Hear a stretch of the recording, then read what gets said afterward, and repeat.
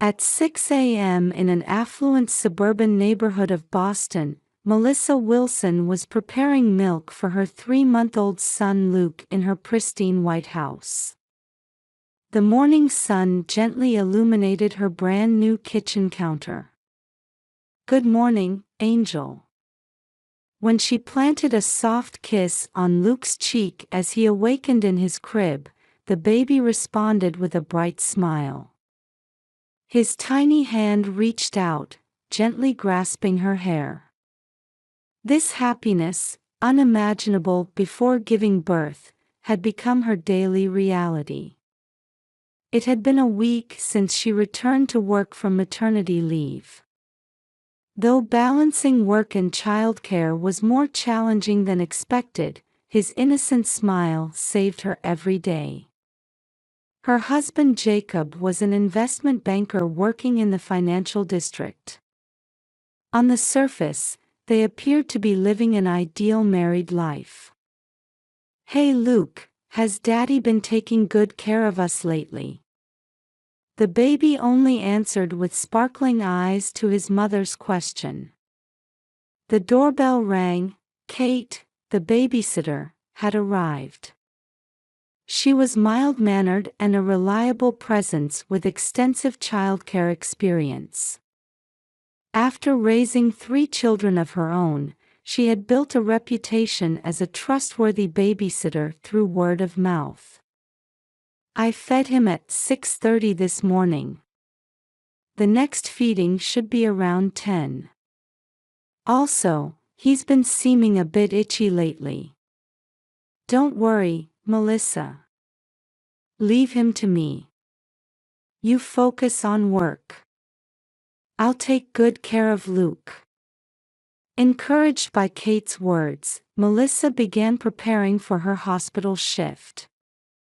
While changing into her white coat in front of the mirror, she noticed missed calls from her mother-in-law Patricia from late last night, 3 calls that she'd missed as she was already asleep.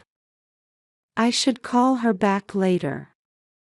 During morning outpatient hours at Boston General Hospital's pediatric department, Melissa found herself smiling naturally while examining a 3-year-old boy. "His fever has gone down. But let's keep watching him at home for a bit longer. If you're worried about anything, please don't hesitate to contact me." Her experience as a mother had made her a more empathetic doctor. She could now understand the anxieties and concerns of patients' mothers more deeply than before. "How are you managing with both childcare and work?" Her colleague Sarah approached her in the examination room. She was a veteran doctor with over 20 years of experience and a good confidant for Melissa. "Well, it's fulfilling in a way. My husband." Melissa's voice trailed off. Recently, something seemed off about her husband Jacob. He said he was coming home late due to a new project, but there was an unsettling atmosphere about him. He had become inseparable from his cell phone, and his sudden outings on weekends had increased. "Is something wrong?" "No, it's probably nothing. He's just been busy lately." Looking at the photos Kate had sent during her lunch break, Melissa thought about her mother-in-law. Patricia used to visit once a week, but her visits had become less frequent over the past month. When they talked on the phone, she seemed to be hiding something. "I'm not feeling well," or "I'm busy now, maybe next time." She appeared to be avoiding visits with such vague excuses. As a former high school teacher, Patricia was meticulous and well-organized. This unnatural behavior was clearly unlike her usual self. Melissa let out a deep sigh as she headed to her afternoon examinations. This should have been the happiest time in her life. Yet she couldn't shake off her anxiety. On Friday afternoon in the pediatric department of Boston General Hospital, Melissa was working on electronic medical records. Having finally finished a string of morning examinations, she was now caught up in documentation. Outside the window, she could hear the energetic voices of children enjoying the spring weather. "Kate, how's Luke doing?" Melissa called the babysitter during her break. "No need to worry. He woke up from his nap and drank his milk well. He's contentedly sitting on my lap now." The photo she received showed Luke smiling happily. Just as her heart was warming at his adorable expression, her phone rang again. Seeing the name displayed on the screen, Melissa hesitated slightly. It was her mother-in-law. Though her recent unnatural behavior had been concerning, calls during work hours were unusual. After a moment's hesitation, Melissa answered the phone. "Hello, is something wrong?" "Melissa, you." It wasn't her usual composed tone. Instead, it was almost accusatory, mixed with anxiety and irritation. "When are you going to pick up the baby?" "I've been taking care of him for a month now." Melissa thought she must have misheard the sudden statement. "What do you mean?" "Jacob's child. Come get him soon. I can't keep taking care of him forever." Her mother-in-law's voice grew increasingly agitated. Various thoughts swirled in Melissa's mind. She couldn't understand what her mother-in-law was talking about. "Patricia, what do you mean?" "Luke is with Kate right now." She checked her phone screen again, seeing the smiling photo of her son sent just minutes ago. "Who are you talking about?" There was a moment of silence on the other end. "Why are you pretending not to know?" Her mother-in-law's voice was trembling. "Jacob's child. A newborn baby boy. He's your child, isn't he?" A chill ran through Melissa's entire body. She sensed something terrible was happening. At that moment, she spoke as calmly as possible, but with a clear tone. "My child is sleeping at home right now. I just received photos from Kate. What exactly is going on?" "But..." Her mother-in-law's voice cracked. "Jacob said..." She stopped mid-sentence. Indeed, Melissa could hear a baby crying in the background. Clearly the thin cry of a newborn. Melissa's spine froze. "Patricia, whose baby is there?" "He is." As her confused mother-in-law spoke, another baby's cry overlapped. That cry was unmistakably that of a newborn. "I'm calling the police." Melissa's voice was surprisingly calm, even to herself. Her experience handling emergencies as a doctor was supporting her through this surreal situation. Melissa hung up without waiting for her mother-in-law's response. Her hands were shaking. She leaned back in her examination room chair and took a deep breath. Various possibilities raced through her mind. Her husband's recent behavior changes. Her mother-in-law's unnatural attitude. And now, the baby crying at her mother-in-law's house. There must be a connection between everything. However, the truth might be beyond imagination. Dr. Wilson, the next patient. Brought back to reality by the nurse's voice, Melissa stood up. I'm sorry, but a family emergency has come up. Could you please reschedule the remaining appointments? As she took off her white coat, Melissa had decided her next actions. First, report to the police, then head to her mother-in-law's house. And contact her husband Jacob. Considering the gravity of the situation, there was no time to waste. Kate, I'm sorry. Something urgent has come up. While grabbing her car keys, Melissa called the babysitter. Don't worry about Luke. But what's wrong? Your voice is shaking. I don't have time to explain. Just. Melissa chose her words carefully. Even if Jacob comes home today, don't let him in under any circumstances. Don't open the door to anyone until I return. Please, Kate. Protect my precious son. After hanging up, Melissa headed to the hospital parking lot. Despite the spring weather, her heart felt as cold as ice. What truth awaited her at her mother-in-law's house? And how would that truth change her life? Her steps toward the parking lot were heavy but unwavering. As a mother, as a doctor, and as a woman, she had resolved to face the truth. At the Boston police station, Melissa was pleading the urgency of the situation. There may be a newborn being kept at my mother-in-law's house. We don't know if there's a birth certificate. Lieutenant Johnson from the Child Abuse Investigation Unit listened intently to Melissa's plea with a serious expression. An hour ago when I spoke with her on the phone, I clearly heard a newborn crying. My mother-in-law said it was my husband's child, but that's absolutely impossible.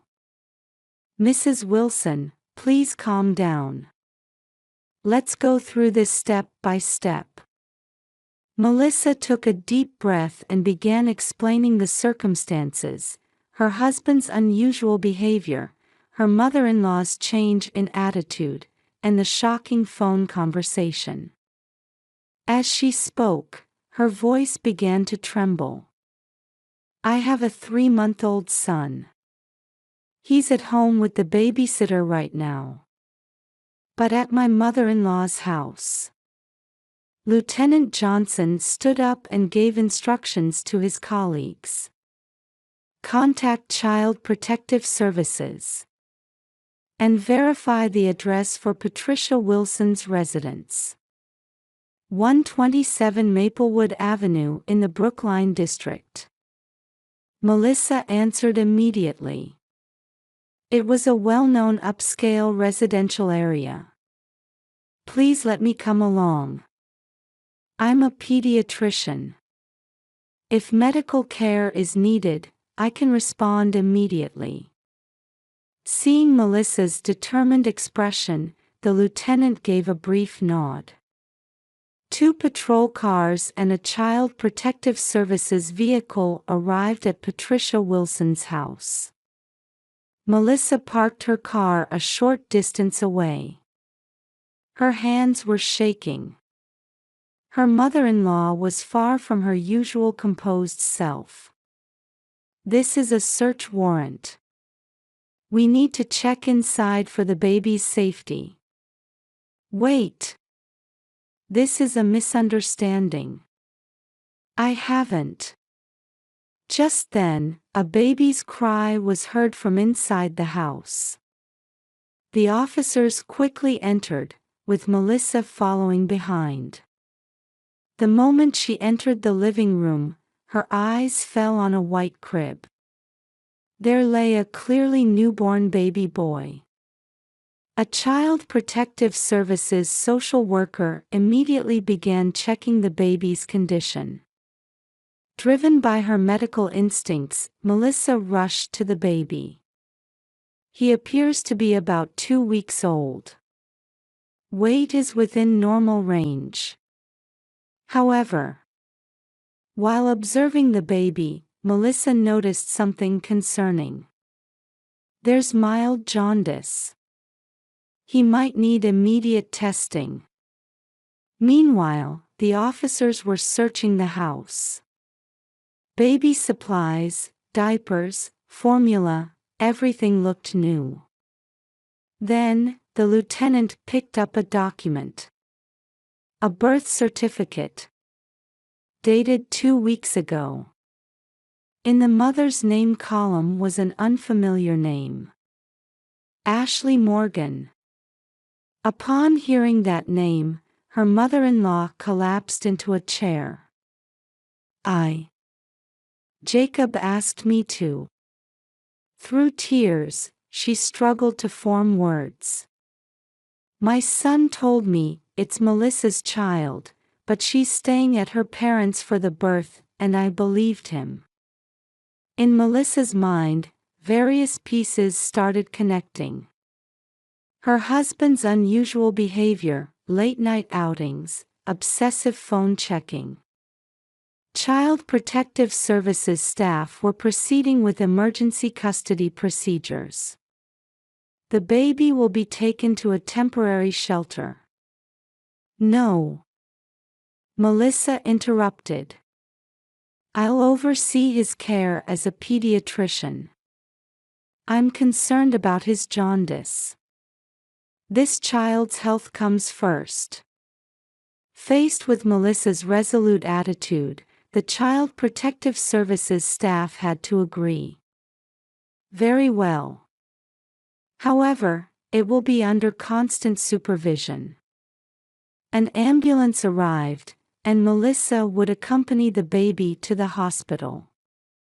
Before getting into the ambulance, she glanced at her mother-in-law, who remained collapsed in the chair.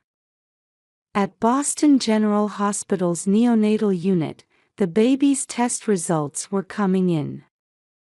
Fortunately, there were no serious health issues. Melissa breathed a sigh of relief. The lieutenant entered the hospital room. Any contact with your husband? His cell phone appears to be turned off. His office says he's absent. Just then, Melissa's smartphone vibrated. The screen showed a message from Ashley Morgan. I'll tell you everything. But please, think about this child. Melissa sighed deeply as she typed her reply. I understand. Please tell your story to the police with me present. The truth that was about to be revealed might dramatically change her life. However, there was now something unshakable within Melissa. It was her determination to protect the innocent life before her, both as a doctor and as a mother. While watching the baby sleeping peacefully in the incubator, she began considering her next steps. That night, in the neonatal intensive care unit of Boston General Hospital, Melissa was checking the baby's charts with a tired expression. The DNA test results had just come in. Indeed, he is Jacob Wilson's child. The lieutenant's voice echoed in the quiet hospital room. The mother's column listed Ashley Morgan. Everything was becoming clear. Ashley Morgan is at the station. She says she's ready to tell her story. Melissa sighed deeply and slowly stood up.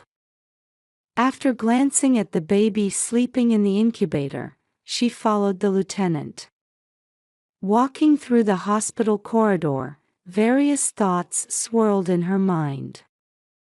Anger toward her husband, the pain of betrayal, and complex feelings about the baby before her. Melissa. Suddenly, a familiar voice rang out from behind. Turning around, there stood Jacob, looking exhausted. Let me explain. Be quiet. Melissa's cold voice cut off her husband's words. The DNA test results are in. That child is yours and Ashley Morgan's. The color drained from Jacob's face. I'll tell you everything. The lieutenant guided them to a small conference room. Ashley was already waiting there, sitting in a chair with a tired expression. I'll tell you everything. Ashley began speaking. Jacob and I have been involved for a year.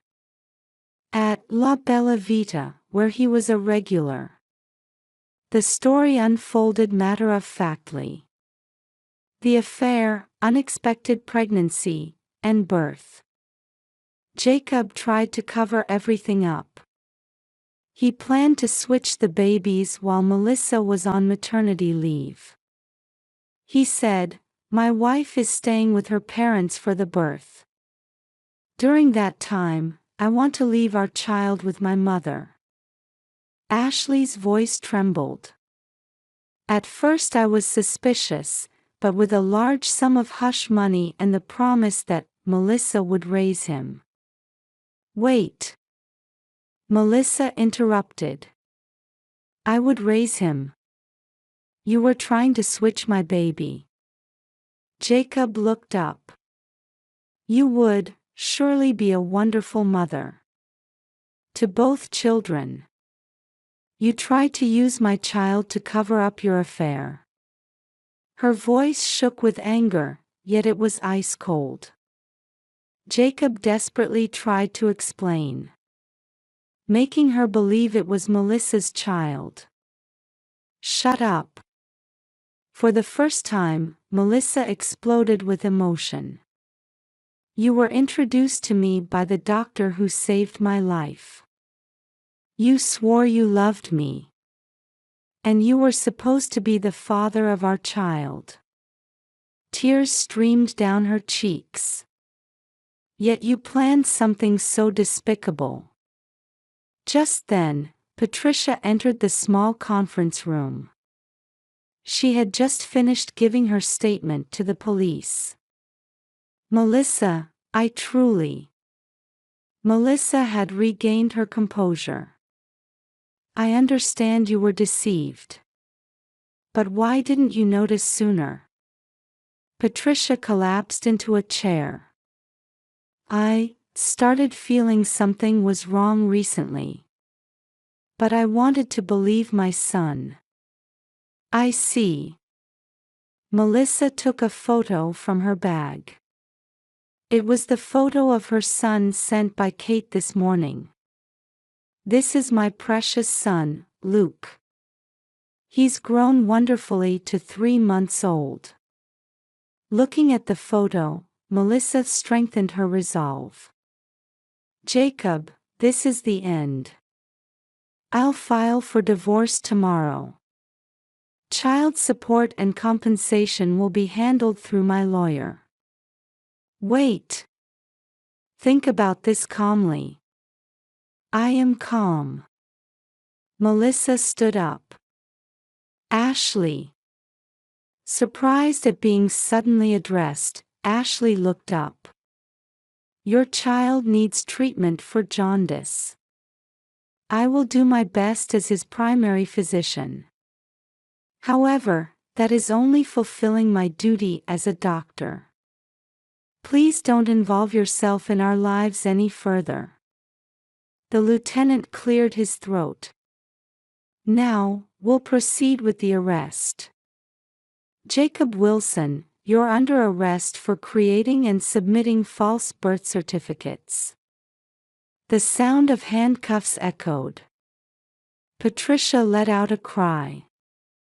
After witnessing everything, Melissa headed back to the neonatal unit. A new life would begin tomorrow. Though there were anxieties about balancing childcare and work alone, her heart was already made up. Before opening the door to the neonatal unit, Melissa took out her cell phone. Kate. Thank you. Is Luke asleep? I see, that's good. I'm heading home now. Let's start preparing for our new life tomorrow. In a quiet residential area of suburban Boston, Melissa was preparing breakfast for her 9-month-old son Luke in their newly purchased townhouse. Here you go, sweetheart. Today we have pumpkin puree. Luke sat in his high chair, watching his mother with expectant eyes. Melissa couldn't help but smile as his tiny hands skillfully gripped the spoon, trying to feed himself. 6 months had passed since the divorce. Life as a single mother wasn't easy, but daily small discoveries and joys were healing her heart. Dr. Wilson, here are the charts for this afternoon's appointments. At the hospital, she had been promoted to Deputy Chief of Pediatrics. Though balancing childcare and work was challenging, she was living a fulfilling life thanks to the support of understanding colleagues. Thank you.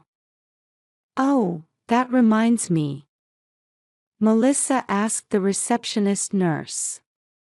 Did we schedule Ashley's son's vaccination appointment? Yes, it's next Tuesday. Since the incident, she had continued as the primary physician for Ashley Morgan's son.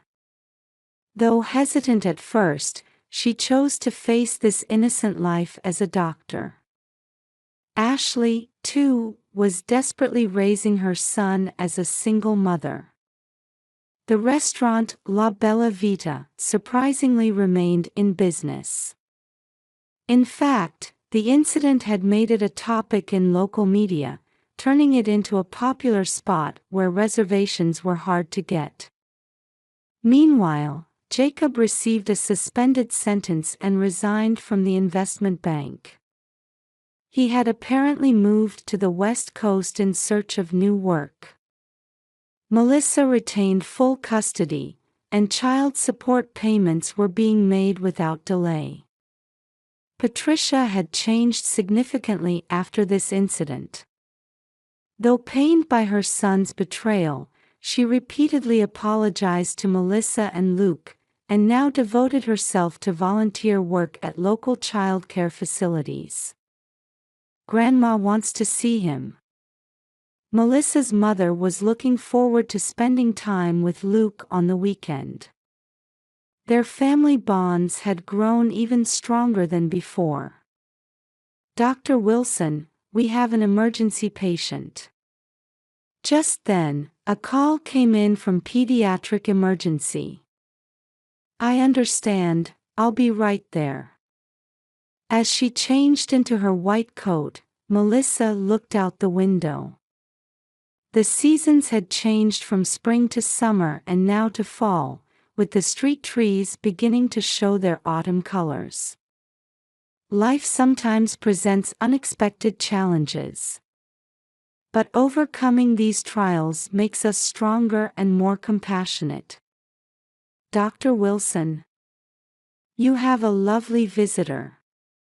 The receptionist called out. There stood Michael Thomas, her friend since college and a child psychologist. She could feel her heart gradually opening up to his kind smile, as he had been increasingly attentive to her lately. When people lose something, new encounters await them. Melissa now felt a definite sense of progress. As a mother, as a doctor, and as a woman, a new chapter in her life was quietly but surely beginning to unfold.